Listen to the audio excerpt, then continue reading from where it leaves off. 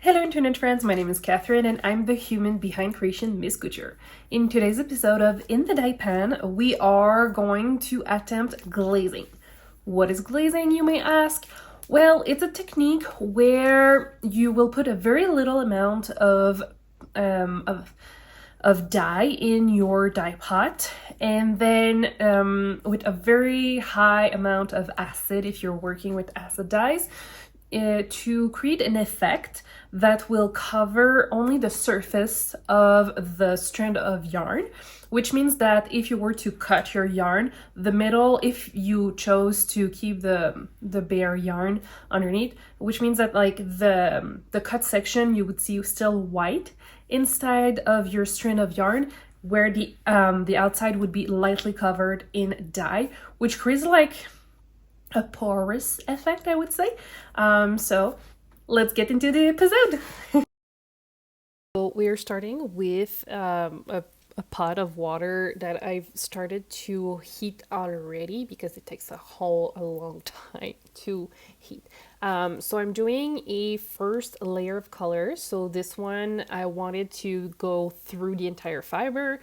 So I'm just going to dip dye it and like let it sit in there. And I'm starting without acid for this one because I actually don't want to create the glaze effect with this yellow base. So like I had this idea of creating like a donut effect. So I was going to have this like creamy, tanny, beige base for my yarn, and then I would be over dyeing. Well, it's not over dyeing, it's glazing with a pink. But yeah, you shall see how it goes for me. Didn't go as well as I wanted to, but hey, we're learning still. Glazing is not my forte. I've never really attempted to do that. So, like I've shown you in a previous episode of In the Dye Pan, we make sure that we are moving our yarn and we make sure to move our zip ties to ensure that we don't create any resist spots, which would create bare yarn at the end. Which honestly, in this case, it wouldn't be too bad because that's not the final result we are going for, because we are going to be trying to glaze that yarn. So move, splish splash, splish splash. I'm going to be adding my acid after this, so the heat and the acid can strike the yarn. But you can already see that there's some of the dye that has already struck the yarn and that it's getting into it. So we are very happy with that because, yeah. So, yep, we're happy with how we're going so far. And you can already see that there's some simmering happening at the bottom. And I always try to make sure that I don't add my acid directly onto the fiber, simply because I've noticed that if I don't make the effort to avoid that, sometimes it creates a very like strong spot on the yarn where there's more color compared to the rest. So you could either remove completely your yarn, or you can just do like I did and make sure that you're avoiding the actual yarn. So now what I'm going to do, I'm going to be removing the yarn because all that beige yellow has been added and to the skeins, and we want to try our glazing. So the water is already, it's already warm here, and I would say hot. It's already hot, which is great because when you're trying to glaze something, you want your water to already be hot. You want to have a high level of acid into it, and you want a very little amount of dye into your pot. So yeah. So now we're actually seeing steaming. So that's what we want. Sorry for the fog into the camera. So yeah, so I'm removing my yarn right here. I have a container just next to it. When you're doing this, make sure that if you have another hot plate next to your station, that you're not putting your container onto something that is hot or warm, because we do not want any accident or fire. Safety first, my friends.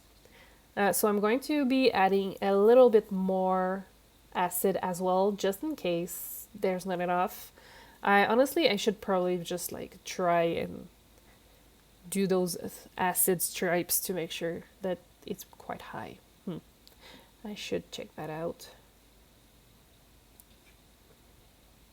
So yeah, so I'm adding about a quarter of a cup of acid. It's probably too much, not gonna lie. It's probably too much, but that's okay. We want to glaze the thing. And right into this.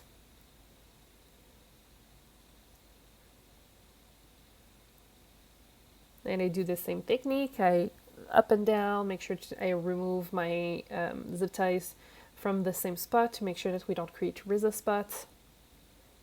And I think I should have gone with a different color that strikes faster. Wish I'll try something different next time that we attempt glazing. So I will let this on the stove for about half an hour to make sure that all the dye has been absorbed and that it's struck.